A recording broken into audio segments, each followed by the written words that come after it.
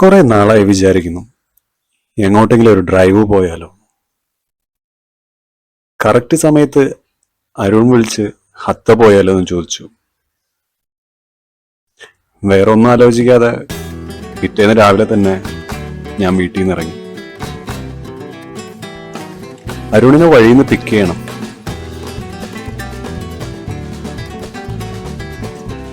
പ്രത്യേകിച്ച് അങ്ങനെ പ്ലാനൊന്നും ഇല്ലാതെ യാത്ര ചെയ്യുന്നതുകൊണ്ട് ഹത്ത ചെന്നതിന് ശേഷം കാര്യങ്ങളൊക്കെ തീരുമാനിക്കാന്ന് വിചാരിച്ചു.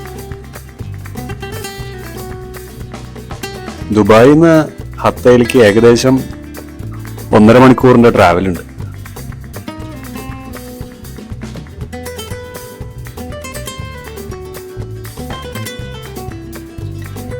ഹത്ത എത്താറായിന്ന് നമുക്ക് പെട്ടെന്ന് മനസ്സിലാവും. കാരണം ടെറൈൻ നല്ല വ്യത്യാസമുണ്ട് ദുബായും ഹത്തയും തമ്മിൽ.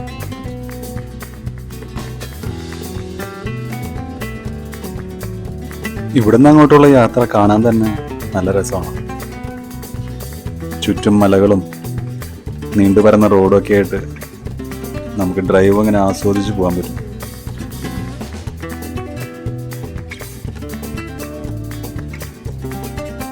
ഹത്തയിലും ദുബായിലായിട്ട് ഒരുപാട് ബൈക്കേഴ്സ് കമ്മ്യൂണിറ്റി ഉണ്ട്.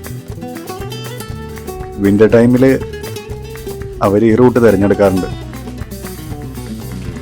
ഞങ്ങൾ പോകുന്ന വഴിക്ക് ചിലരെയൊക്കെ കണ്ടു. അവരൊരു സൈഡിലൂടെ ഇങ്ങനെ വളരെ സ്ലോയില് സൈക്കിളൊക്കെ ചവിട്ടി ഇങ്ങനെ പോകുന്നുണ്ട്.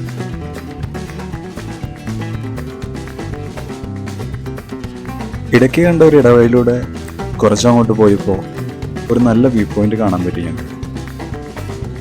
ഞങ്ങൾ അവിടെ നിന്ന് ഫോട്ടോ ഒക്കെ ഇങ്ങനെ എടുത്ത് നിൽക്കണ കണ്ടപ്പോൾ കാറിൽ പോയ ഒരു പുള്ളി വണ്ടി നിർത്തി എന്ത് പറ്റി, എന്തെങ്കിലും ഹെൽപ്പ് വേണോ എന്നൊക്കെ ചോദിച്ചായിരുന്നു. അറബ്സ് എപ്പോഴും ഭയങ്കര ഹെൽപ്പിംഗ് മെന്റാലിറ്റി ഉള്ള ആൾക്കാരാണെന്ന് തോന്നിയിട്ടുണ്ട്. ഞങ്ങൾക്ക് വെള്ളമൊക്കെ ഓഫർ ചെയ്തിട്ടാണ് പുള്ളി പോയത്. കുറച്ചു നേരത്തെ യാത്രയ്ക്ക് ശേഷം US സാന്താ മോണിക്ക മൗണ്ടനിൽ ഹോളിവുഡ് സൈൻ പോലെ ഹത്ത എന്നൊരു മലയുടെ മേലെ എഴുതി വെച്ചേക്കുന്നത് കണ്ടു. അത് കണ്ടപ്പോൾ ഞങ്ങൾ ചുമ്മാ വണ്ടി അവിടെ നിർത്തി ഒരു ചായ ഓർഡർ ചെയ്ത് ആ വെയിലത്ത് വർത്താനം പറഞ്ഞിരുന്നു.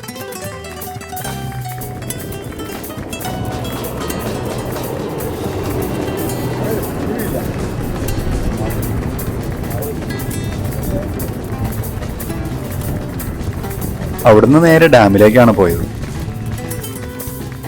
ഡാമിന്റെ പാർക്കിംഗ് ഏരിയയിലേക്ക് പോകുമ്പോൾ തന്നെ റോഡെല്ലാം നല്ല ടഫാണ്. പണ്ടൊരിക്കൽ ഞാൻ അൾട്ടിമേയി വന്നപ്പോൾ അവിടെ വെച്ച് വണ്ടിയുടെ അടിഭാഗം തട്ടിയായിരുന്നു.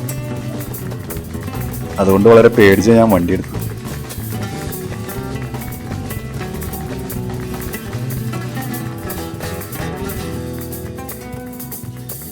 ഹത്ത UAE മെയിൻ ഒരു ടൂറിസ്റ്റ് ഡെസ്റ്റിനേഷനാണ് ഇപ്പോൾ. അതുകൊണ്ട് തന്നെ പണ്ടുള്ളതിനേക്കാൾ ഒരുപാട് പുതിയ ഡെവലപ്മെന്റ്സ് അവിടെ വന്നിട്ടുണ്ട്.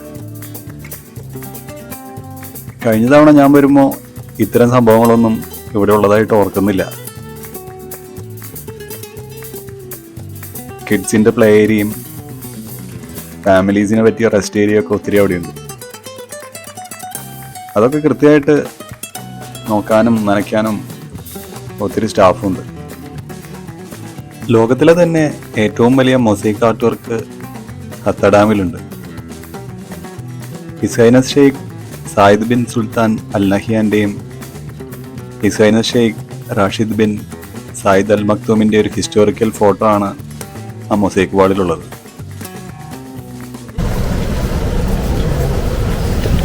മുകളിലെ ഡാമിലെ ഒരു നാച്ചുറലായിട്ടുള്ള ചെരുവിൽ നിന്നാണ് ആ വെള്ളം ഒഴുകിയത്. പിന്നീട് താഴെ ശേഖരിച്ച് പമ്പ് ചെയ്ത് റീസൈക്കിൾ ചെയ്ത് ഉപയോഗിക്കുന്നു. അതുകൊണ്ട് തന്നെ നാച്ചുറലായിട്ടുള്ളൊരു വാട്ടർഫോൾസ് ആണെന്ന് നമുക്ക് വേണമെങ്കിൽ പറയാം.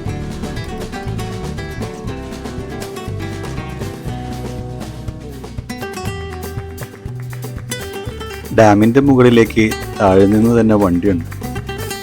ഫ്രീ ഷട്ടിൽ സർവീസാണ്. ഞങ്ങളൊരു ആവേശത്തിന് നടന്നു കയറാമെന്ന് കരുതി.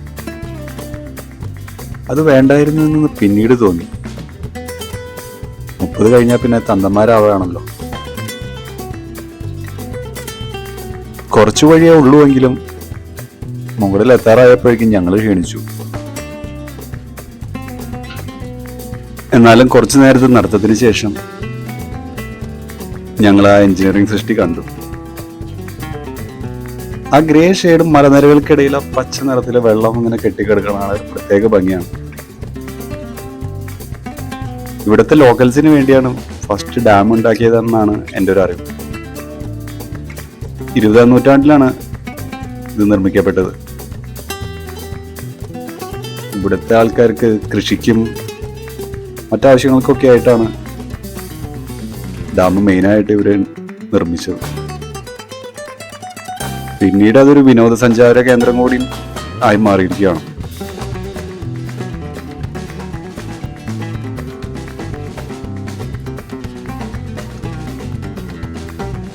UAE ഇപ്പോൾ വിന്റർ സീസൺ ആണ്. അതുകൊണ്ട് തന്നെ നല്ല കാറ്റുണ്ട് ഈ നട്ടുച്ചയ്ക്ക്, കൂടാതെ നല്ല തണുപ്പും. വെയിലുള്ളത് കൊണ്ടും വേറെ സ്ഥലങ്ങളിലൊക്കെ കാണാമെന്ന് ഞങ്ങൾ വിചാരിച്ചുകൊണ്ടും അധികം നേരം അവിടെ ചെലവഴിച്ചില്ല.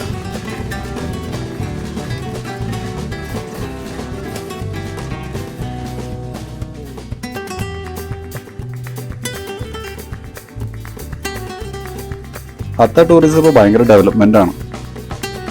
ടൂറിസ്റ്റുകൾക്കായിട്ട് ഒരുപാട് സൗകര്യങ്ങൾ ഇപ്പോൾ അവിടെ അവൈലബിൾ ആണ്.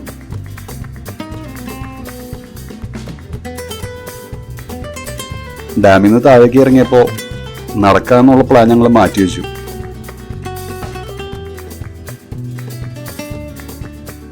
ഗൂഗിൾ ചെയ്ത് നോക്കിയപ്പോൾ ഡാമിന്റെ അടുത്ത് ചില ലേക്കൊക്കെ ഉണ്ടെന്ന് മനസ്സിലായി. സ്വാൻ ലേക്ക്, ലീം ലേക്ക്, അങ്ങനെ ചിലത്. ഉച്ചസമയം ആയതുകൊണ്ടാണോ എന്ന് അറിയില്ല, അധികം ആരെയും കാണാനില്ല അവിടെ. ഞങ്ങൾ ചില പാർക്കിലൊക്കെ ഒന്ന് കയറി ഇറങ്ങിയെന്നേ ഉള്ളൂ. പക്ഷെ ലീം ലേക്ക് ഒത്തിരി വലുതാണ്.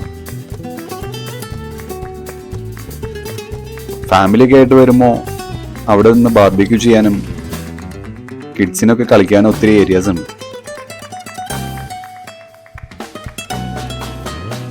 ഏകദേശം ഒരു 1 hourന് ശേഷം ഞങ്ങൾ ലീം പാർക്കിൽ നിന്ന് ഇറങ്ങി. അടുത്തതായി ഹെറിറ്റേജ് വില്ലേജിലേക്ക് പോകാന്നാണ് കരുതുന്നത്. ഗൂഗിൾ ചെയ്ത് നോക്കിയപ്പോൾ തൊട്ടടുത്ത് തന്നെയാണ്. അത്തേലെ ഒട്ടുമിക്ക എല്ലാ ഡെസ്റ്റിനേഷൻസും വളരെ അടുത്താണ്. ഫാമിലി ആയിട്ട് വരുമ്പോൾ ലീം ലേക്ക് എന്തായാലും വിസിറ്റ് ചെയ്യണമെന്ന് ഞാൻ അപ്പോൾ തന്നെ തീരുമാനിച്ചായിരുന്നു. പാർക്കിന്റെ അടുത്ത് തന്നെയാണ് ഹെറിറ്റേജ് വില്ലേജ്. വണ്ടി പുറത്ത് പാർക്ക് ചെയ്ത് ഞങ്ങൾ ഉള്ളിലേക്ക് കയറി.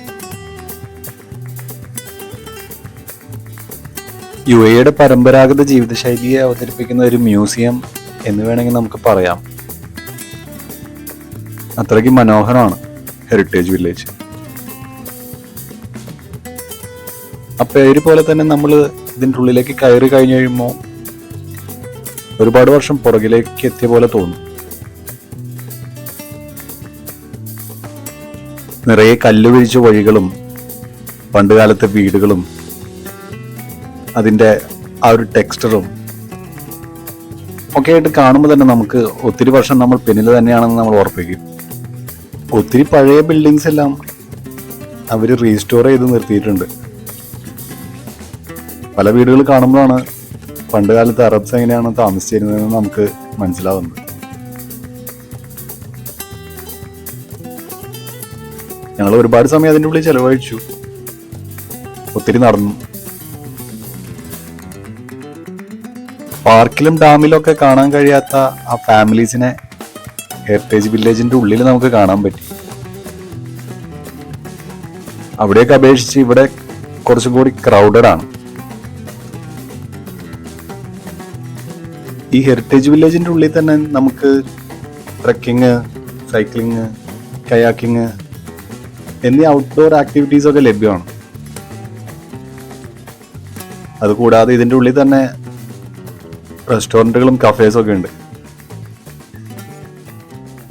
രാവിലെ മുതൽ നടക്കുന്നതുകൊണ്ട് തന്നെ കാലിനൊക്കെ നല്ല വേദന എടുത്തു തുടങ്ങി. കുറച്ചു നേരം എവിടെയെങ്കിലും വിശ്രമിച്ചാലോ എന്ന് വിചാരിച്ച് നിൽക്കുമ്പോഴാണ് അവിടെ ഒരു ഹട്ട് കണ്ടത്. ആ ഹട്ടിൻ്റെ ഉള്ളിൽ തന്നെ നമുക്ക് ചാർജിങ് പോയിന്റ്സും ഫ്രീ വൈഫൈ ഒക്കെ ഉണ്ട്. ക്യാമറയും മൊബൈൽ ഫോൺസും എല്ലാം ചാർജ് ചെയ്യാൻ അവിടെ ഇട്ട് ഞങ്ങൾ കുറേ നേരം അവിടെ ഇട്ടു. ഞങ്ങളുടെ ആ ഇരിപ്പ് കണ്ടിട്ടാന്ന് തോന്നുന്നു നീല കണ്ണുള്ള ഒരു കൊച്ചു സുന്ദരി ഞങ്ങളെ കാണാൻ വന്നു. ഞങ്ങളുടെ ബാഗും എല്ലാം പുള്ളിക്കാരത്തി പരിശോധിച്ചു. ഒരു പാർക്ക് സെക്യൂരിറ്റിയുടെ എല്ലാവിധ ഗമയും പുള്ളിക്കാരത്തിക്ക് ഉണ്ട്. ഞങ്ങളുടെ കയ്യിൽ നിന്നൊന്നും കിട്ടുവാൻ ചാൻസ് ഇല്ല എന്ന് കരുതി ആവണം. പുള്ളിക്കാരത്തി പിന്നെ ഞങ്ങളെ വലിയ മൈൻഡ് ചെയ്തില്ല.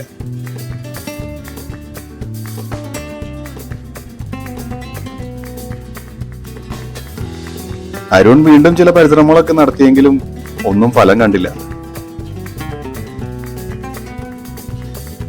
ഹെറിറ്റേജ് വില്ലേജിന്റെ അടുത്ത് തന്നെ ഒരു വാച്ച് ടവർ ഉണ്ട്. അത് മസ്റ്റ് വിസിറ്റ് ആണ്. നമുക്ക് ഹത്ത മുഴുവനായിട്ട് അതിന്റെ മുകളിൽ കയറി നിന്നാൽ കാണാൻ പറ്റും. ഒത്തിരി നടന്നതുകൊണ്ട് വീണ്ടും കയറണോ എന്ന് ഞങ്ങൾ രണ്ടുവട്ടം ആലോചിച്ചു നിന്നു. എന്നാലും ഹത്തയിൽ ഇനി അടുത്ത കാലത്തൊന്നും ചിലപ്പോൾ വരാൻ സാധ്യതയില്ല എന്ന് കരുതിയിട്ട് ഞങ്ങൾ കയറാമെന്ന് തന്നെ തീരുമാനിച്ചു.